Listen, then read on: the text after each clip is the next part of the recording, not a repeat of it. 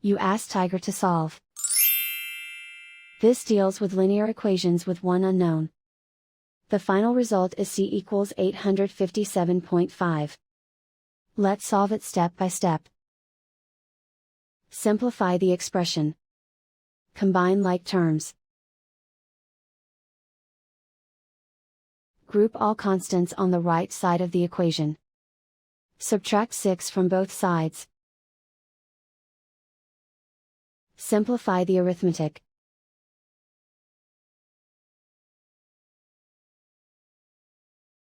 Isolate the c.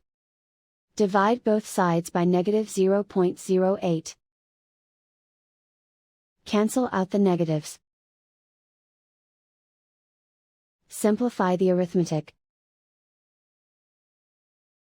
Cancel out the negatives. Simplify the arithmetic.